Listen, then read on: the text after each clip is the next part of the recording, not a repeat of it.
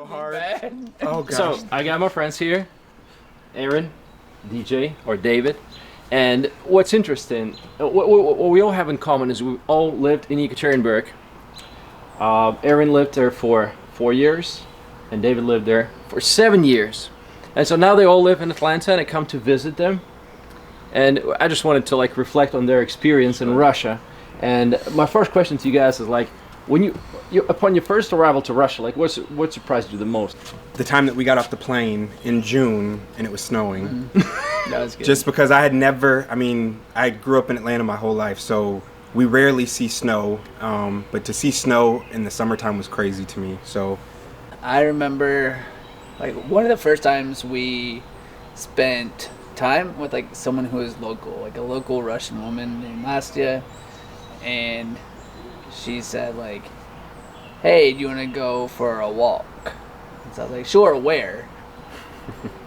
Like, to where? And she's like, "I don't know." I'm thinking like, well, how are we gonna walk somewhere? Like, and I never had gone on walks just to go on a walk before. Like, it was always to somewhere. Oh, really? Or like, Okay.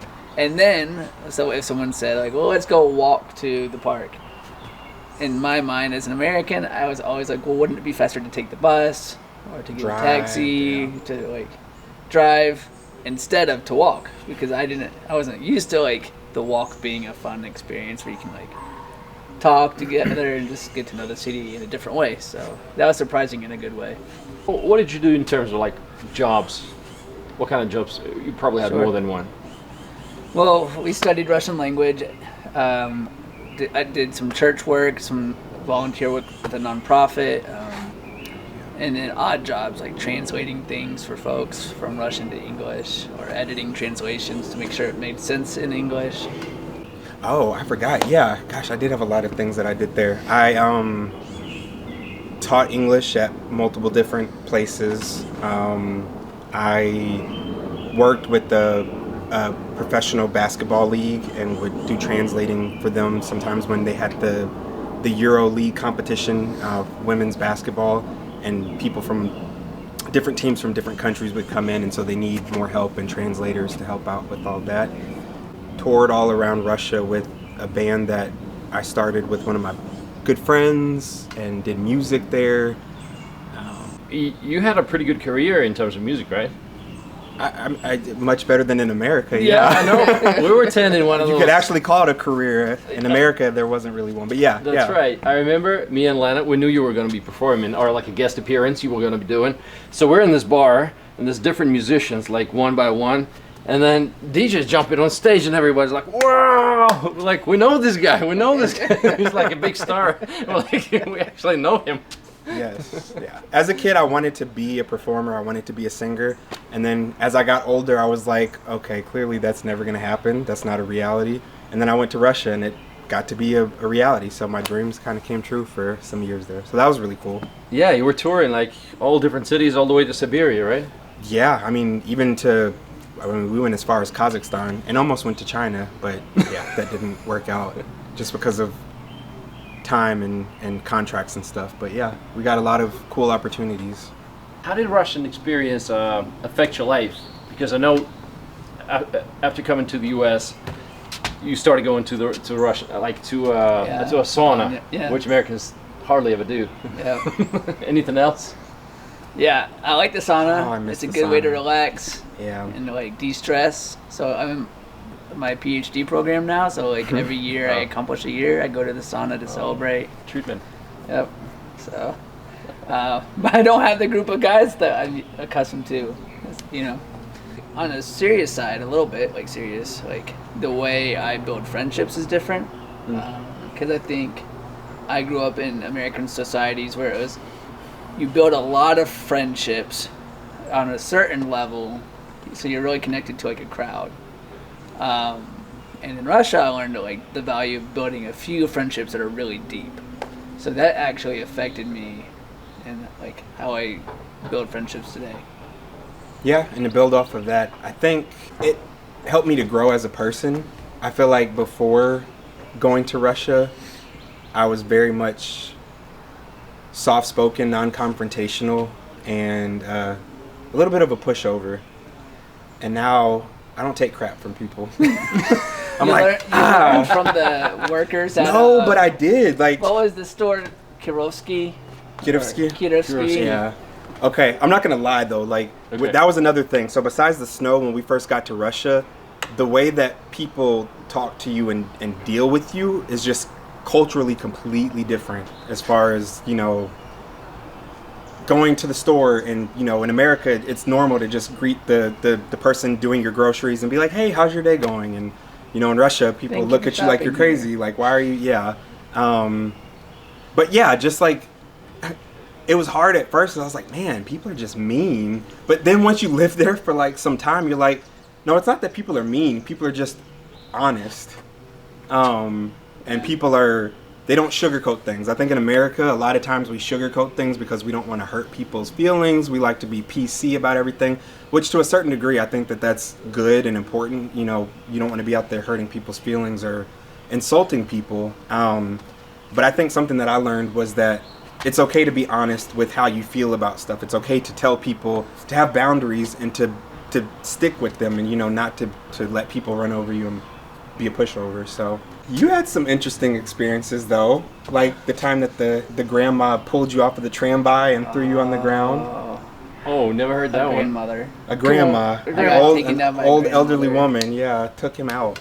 So we lived by Parkovy, and I was by Taganskirad. So that's a long tramway ride. What's the English word from tramway? Tram? Tram, I guess. Long tram ride, like hour and a half. So like I'm just, you know, initially standing up, and I see a seat open. So I go to the seat. I didn't see anyone else. I sat down, and a grandmother yanked me, threw me on the ground. I literally fell on the ground from the seat. It was like she was like an athlete, like with the strength that, and told me, like, it got really upset at me because she thought I saw her and took the seat from her. But you didn't. And so I had to like pick my bag up and like stand up. All the trams were like moving. The whole time I'm just thinking, like, I just got thrown down by a grandmother. Like, it's just funny. Like, I'm not even mad. And you can't fight back, too. No, you can't. So if you ever go to Russia, make sure that you're very mindful and respectful of the elderly. I think I did say something like, you know, I would have gotten up if you just asked. So I remember that DJ, you have like a offer for job. So I started, it feels weird saying doing modeling, but I guess that's what it's called when people pay you to do photo shoots. But I didn't do it for the money. I did it for the experience, because I thought, like, sure, at that time I liked being in front of the camera and I liked being photographed. So I was like, sure, I'll do that. But there was this one company that I worked with, and they didn't pay a lot, but they paid, you know, like 1,000 rubles for a photo shoot. But included in that was transportation to whatever city that they were doing the photo shoot in, and then they would pay for lunch or, you know, dinner depending on what time. But when they paid you for the pictures, they paid you for the rights to use the pictures with whatever marketing companies or advertising companies that they want. So you don't know where these pictures are going. And like I said, I just did it for the experience, so I couldn't care less. Well, I've done, okay, so the particular photo shoot that I'm talking about happened probably like 7 or 8 years ago.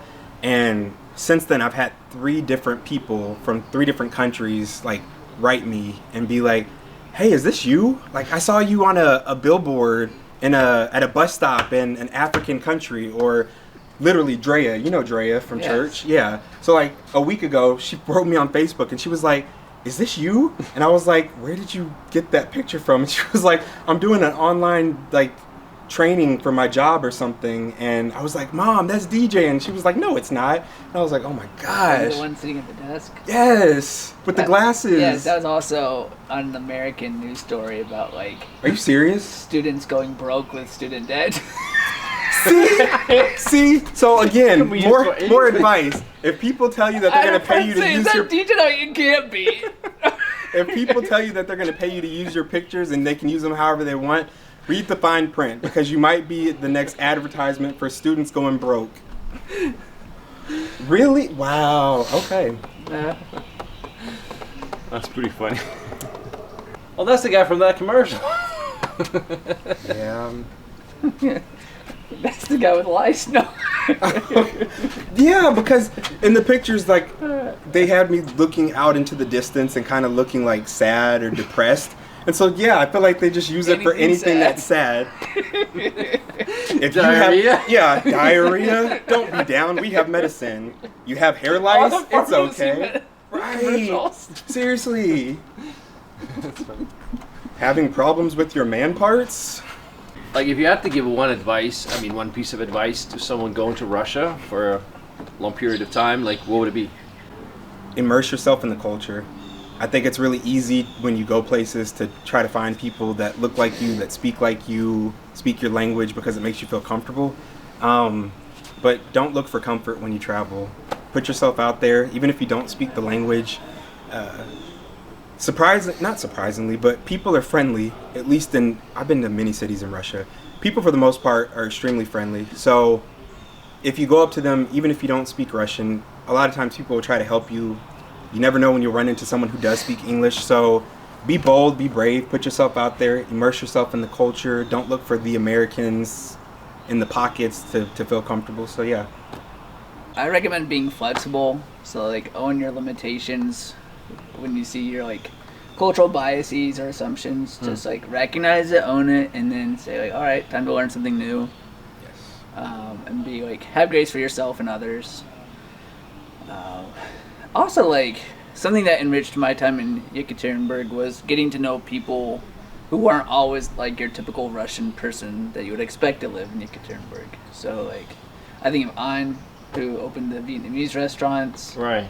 I would sit in the parking lot booths with like folks who, you know, watched the security at night, watched over the cars at night, and got to know some of those guys.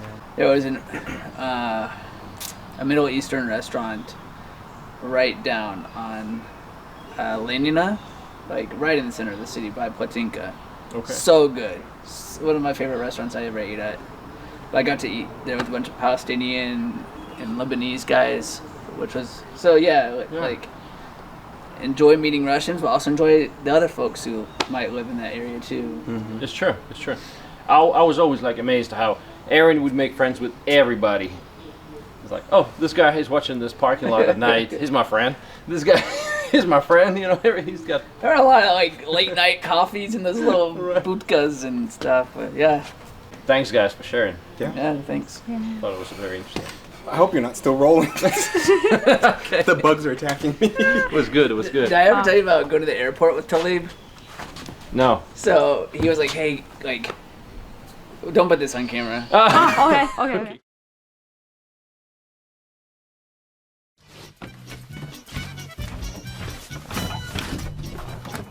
Кабы не было зимы в городах и селах, никогда б не знали бы мы этих дней веселых. Come on back in. No. So how was it? Кабы не Oh, было so зимы, much fun, man. нет Great. снега, от жары устали мы, надоело. Не пришла бы к нам метель, на денек хотя бы, с ней веселая.